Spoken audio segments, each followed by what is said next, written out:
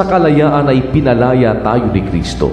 Magsitibay nga kayo at huwag na kayong pasakop na muli sa pamatok ng pagkaalipin. Narito, akong si Pablo ay nagsasabi sa inyo na kung inyong tinatanggap ang pagtutuli, ay wala kayong mapapakinabang na anuman kay Kristo. Oo, pinatototohanan kong muli sa bawat taong tumatanggap ng pagtutuli na siya'y may kautangang tumupad ng buong kautusan. Kayo'y hiwalay kay Kristo, kayong nangag-iibig na ariing ganap ng kautusan, nangahulog kayo mula sa biyaya. Sapagkat tayo sa pamamagitan ng Espiritu sa pananampalataya ay naghihintay ng pangako ng katuwiran.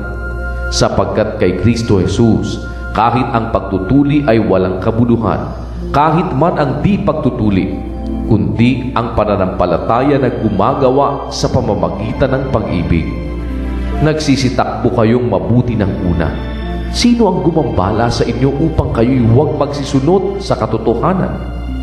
Ang paghikayat na ito ay hindi nagmula doon sa tumawag sa inyo. Ang kaunting lepadura ay nagpapakumbo sa buong limpak. Ako'y may pagkakatiwala sa inyo sa Panginoon na hindi kayo nagsipag-isip ng ibang paraan. Datapwat ang gumagambala sa inyo ay magtataglay ng kanyang kahatulan, maging sino man siya. Ngunit ako, mga kapatid, kung ipinangangaral ko pa ang pagtutuli, bakit ako'y pinag-uusig pa? Kung gayon ay natapos na ang katitisuran sa krus. Ibig ko sana na ang mga nagsisigulo sa inyo ay gumawa ng higit sa pagtutuli, sapagkat kayo, mga kapatid, ay tinawag sa kalayaan.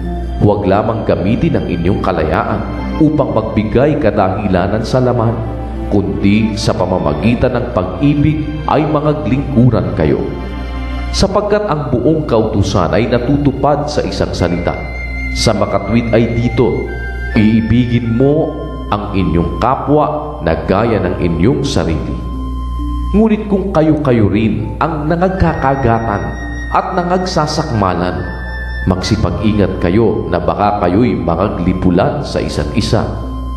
Sinasabi ko nga, magsilakad kayo ayon sa Espiritu at hindi ninyo gagawin ang mga pita ng laman.